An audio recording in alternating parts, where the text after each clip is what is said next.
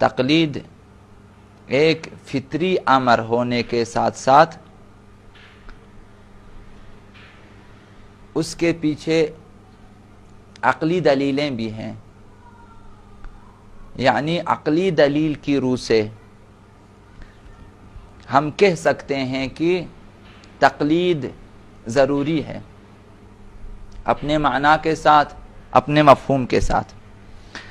اس سے پہلے عرض ہوا کہ تقلید یعنی غیر ماہر،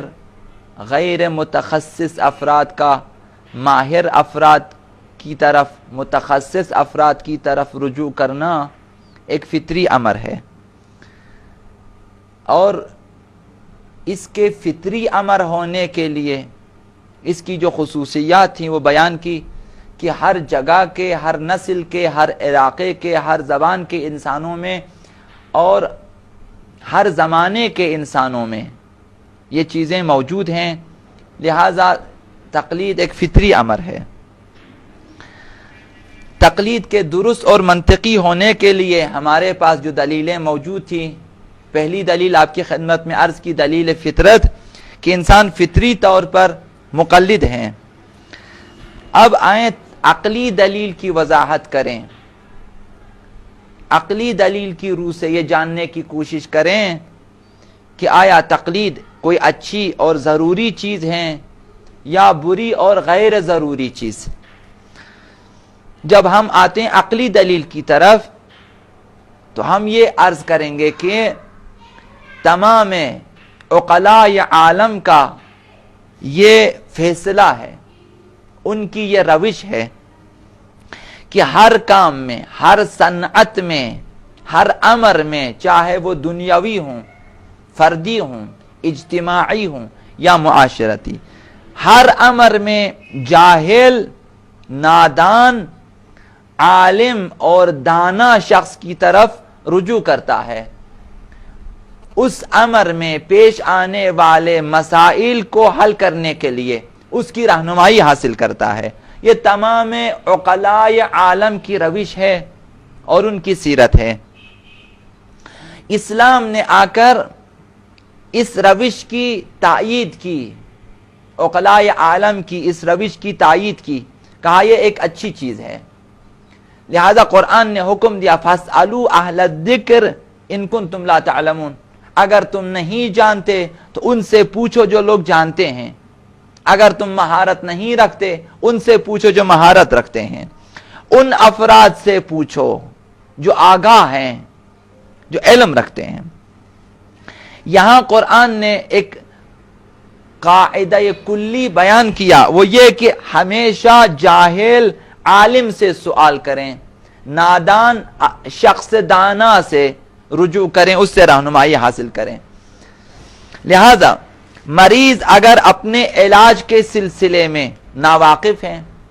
اپنا علاج نہیں کر سکتا، تو عقل یہی کہتی ہے کہ جائیں اس شخص کے پاس جو تمہاری بیماری کو تشخیص دے سکتا ہے، دوا تجویز کر سکتا ہے اور علاج کر سکتا ہے، یہ حکم عقل ہے۔ لہذا ایک مریض رجوع کرتا ہے اپنی بیماری کے علاج کے لیے ڈاکٹر کی طرف، وہ ڈاکٹر کے پاس جاتا ہے، دکھاتا ہے، معائنہ ہوتا ہے، ڈاکٹر بھی اس کی بیماری کو تشخیص دے دیتا ہے، دوائیاں تجویز کر لیتا ہے، اس کے بعد وہ مریض اس کی رہنمائی میں اپنے مرض کا علاج کرتا ہے۔ یہ انسان کی عقل کا فیصلہ ہے، جاہل کا عالم کی طرف رجوع کرنا، رہنمائی حاصل کرنا، مریض کا ڈاکٹر کی طرف رجوع کرنا، یہ عقل کا فیصلہ ہے۔ جب تم اپنی بیماری کو تشخیص نہیں دے سکتے، اپنا علاج نہیں کر سکتے، اپنی دوا تجویز نہیں کر سکتے، تو تمہیں معلوم ہے کہ تمہیں ڈاکٹر کی طرف رجوع کرنا چاہیے، ایک طبیب کی طرف رجوع کرنا چاہیے، ایک ایسے ڈاکٹر کی طرف، ایسے طبیب کی طرف جو تمہاری بیماری کو تشخیص دے سکیں، بتا سکیں کہ تمہاری بیماری کیا ہے، دوا تجویز کر سکیں کہ تمہاری اس بیماری کی دوا کیا ہے، اس کا علاج کیا ہے، کہ اس دوا سے یہ ٹھیک ہو سکیں۔ یہ حکم عقل ہے۔ لہذا مریض ڈاکٹر کے پاس جاتا ہے، نسخہ لکھواتا ہے، اس نسخے کے مطابق عمل کرتا ہے اور اپنا علاج کرتا ہے۔ اب اگر انسان اس حکم عقلی کی مخالفت کرے. ایک مریض ڈاکٹر کے ہوتے ہوئے اپنی بیماری کے علاج کے لیے ڈاکٹر کی طرف رجوع نہ کرے اور اس کی بیماری بڑھتی جائے یا وہ بیمار ہلاک ہو جائے یا اس کی بیماری میں شدت آ جائے یا مرض، تو اس صورت میں عقلاء یا عالم ہر عقل مند انسان اس مریض کی سرزنش کرے گا کہ کیوں اپنا علاج نہیں کرایا. ڈاکٹر موجود تھے، بیمار تھے، بیماری کے باوجود ڈاکٹر کی طرف رجوع نہیں کیا. اب اگر کوئی بھی عذر پیش کریں مریض کہ میں اس وجہ سے نہیں گیا، اس وجہ سے نہیں گیا، اس وجہ سے نہیں گیا، کوئی بھی عذر اس کا قابل قبول نہیں ہے کہ ڈاکٹر کے ہوتے ہوئے کیوں علاج نہ کرایا اپنا. ہر عقل مند انسان اس کی سرزنش کرے گا. اسی طرح جو شخص دینی احکام میں ناواقف ہے، نہیں جانتا کہ خدا کی طرف سے حکم کیا ہے میرے لیے، عبادت کے سلسلے میں مسائل کیا ہیں، احکامات کیا ہیں، معاشرتی امور میں خدا کی طرف سے مسائل کیا ہیں، خورد و نوش میں مسائل کیا ہیں، معاملات میں مسائل اور احکامات کیا ہیں، نہیں جانتا. اب اسے نہیں معلوم کہ خدا کی طرف سے کون کون سے احکامات نازل ہوئے ہیں اس کے لیے تاکہ وہ اس پر عمل کریں، نہیں جانتا. تو عقل یہی حکم کرتی ہے کہ جب تم نہیں جانتے دینی احکامات کو تو اس میں ایسے اشخاص کی رہنمائی حاصل کریں جو دینی احکامات اور مسائل شرعیہ کے سلسلے میں مہارت رکھتے ہیں، اس کی طرف رجوع کریں. یہ حکم عقل ہے. اور جو جانتے ہیں اسی عمل کو کہ دینی احکامات میں مسائل شرعیہ میں ہم کسی جاننے والے شخص کی طرف رجوع کریں، کسی ماہر فقیہ کی طرف رجوع کریں، کسی ماہر مجتہد کی طرف، قابل اطمینان مجتہد کی طرف رجوع کر کے احکام شرعیہ اخذ کریں اور عمل کریں. اس عمل کو فقہی اصطلاح میں تقلید کہتے ہیں. یہی تقلید ہے. ممکن ہے کہ کچھ لوگ دینی علوم اور احکام کے علاوہ دوسرے علوم میں، دوسرے فنون میں مہارت حاصل کریں. ایک شخص انجینئر ہے، ایک شخص ڈاکٹر ہے، ایک شخص زمین شناسی کا ماہر ہیں، ایک شخص گیاہ شناسی کا ماہر ہیں، ایک شخص پہاڑوں کا ماہر ہیں، ایک شخص آب و ہوا کا ماہر ہے. بہت سارے علوم میں مہارت حاصل کر سکتے ہیں لیکن دینی احکامات کے سلسلے میں ناواقف ہے. جیسا کہ معاشرے میں اکثر ہمارے وکلاء کی یہی حالت ہے، ڈاکٹروں کی یہی حالت ہے، بڑی بڑی شخصیات یہی حالت ہے. بہت سارے امور میں ماہر ہیں لیکن دینی احکامات کے سلسلے میں زیادہ مہارت نہیں رکھتے. تو یہاں عقل حکم کرتی ہے کہ جب تم دینی احکامات کے سلسلے میں مہارت نہیں رکھتے تو تم عقل کا یہی فیصلہ ہے کہ کسی ایسے فقیہ کی طرف رجوع کریں، کسی ایسے مجتہد کی طرف رجوع کریں جو دینی احکامات کے سلسلے میں مہارت رکھتے ہیں، متخصص ہیں، اسپیشلسٹ ہیں،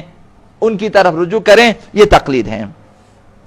ممکن ہے کہ یہی مجتہدین جو خود فقیہ ہیں، مجتہد ہیں، دوسرے علوم و فنون میں مہارت نہیں رکھتے، تعمیرات میں مہارت نہیں رکھتے، دوسری چیزوں میں مہارت نہیں رکھتے، علاج معالجے میں مہارت نہیں رکھتے، تو ضروری ہے کہ یہی مجتہدین اور یہی فقہا ان مسائل میں ان افراد کی طرف رجوع کریں، ان کی تقلید کریں. ان کے لیے بھی بحکم عقل واجب ہے ان علوم و فنون کے سلسلے میں ان کے ماہرین کی تقلید کریں. تو ایک فقیہ بھی مقلد ہو سکتا ہے بعض امور میں، ایک مجتہد بھی مقلد ہو سکتا ہے بعض امور میں جن امور میں اسے مہارت حاصل نہیں ہے. مثال کے طور پہ ممکن ہے کہ ایک فقیہ ہے جامع الشرائط جو دینی احکامات کے سلسلے میں ایکسپرٹ ہیں، ماہر ہیں، اسپیشلسٹ ہیں، متخصص ہیں، لیکن تعمیرات کے سلسلے میں فیل ہیں، نہیں جانتے وہ. لہذا اگر وہ اپنا گھر تعمیر کرانا چاہیں تو اس کے لیے ضروری ہے کہ ماہر تعمیرات کو بلائیں، اس کی رہنمائی حاصل کریں اور تعمیرات کو انجام دیں.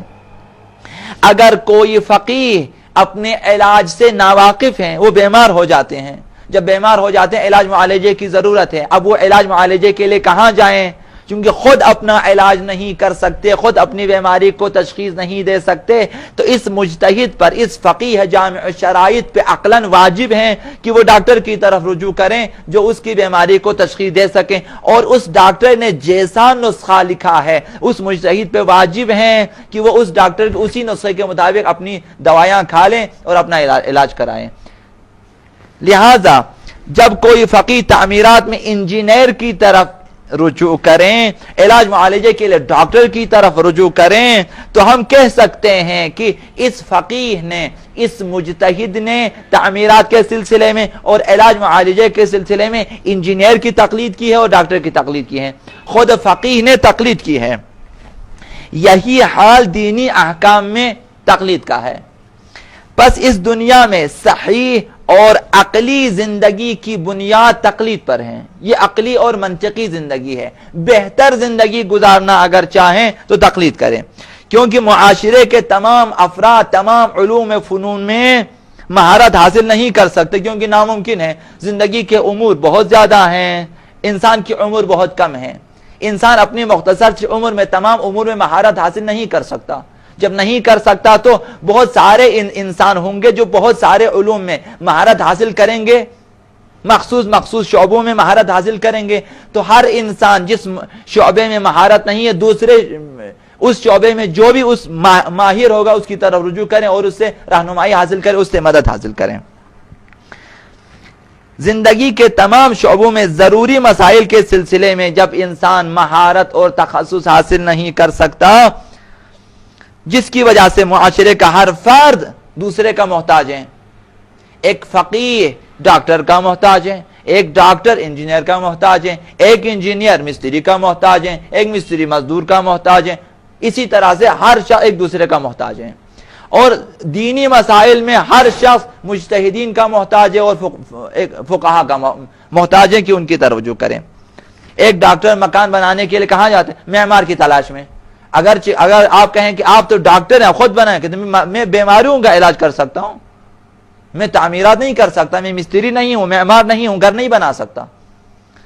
لہذا وہ جاتا ہے اور ایک معمار جب بیمار ہو جاتا ہے وہ ڈاکٹر کے پاس آتے ہیں۔ آپ کہیں آپ تو خود معمار ہیں، آپ خود مستری ہیں، آپ خود تعمیرات کے ماہر ہیں، آپ اپنا علاج کرائیں۔ وہ کہے گا کہ میں تعمیرات کا ماہر ہوں، بیماریوں کا ماہر نہیں ہوں، میں علاج نہیں کر سکتا، وہ ڈاکٹر کے پاس جاتا ہے۔ اسی طرح معمار اور ڈاکٹر دینی علوم میں، دینی احکام میں، مسائل شرعیہ میں اب وہ فقیہ کی طرف رجوع کرتے ہیں، کیونکہ دینی احکام کے سلسلے میں وہ زیادہ جانکاری نہیں رکھتے۔ جب ڈاکٹر نے تعمیرات میں معمار کی رہنمائی حاصل کی تو ہم کہیں گے کہ ڈاکٹر نے معمار کی تقلید کی ہے، اور جب معمار نے علاج معالجے کے لیے ڈاکٹر کی طرف رجوع کیا اور ڈاکٹر کے نسخے پہ عمل کیا اور اپنا علاج کیا تو ہم کہیں گے کہ معمار نے ڈاکٹر کی تقلید کی ہے۔ اسی طرح سے جب ڈاکٹر اور معمار دینی مسائل کو حل کرنے کے لیے ایک فقیہ کی طرف رجوع کرتا ہے، اس کے فتووں پہ عمل کرتا ہے، تو ہم کہتے ہیں معمار نے اور ڈاکٹر نے فقیہ کی تقلید کی ہے۔ تو یہ تقلید کا جو مسئلہ ہے پورے معاشرے میں ہے، صرف دینی احکام کے سلسلے میں نہیں ہے۔ بس ہم سمجھتے ہیں کہ جاہل کا عالم کی طرف رجوع کرنا حکم عقل بھی ہے، تقاضائے فطرت بھی ہے اور حکم خدا بھی۔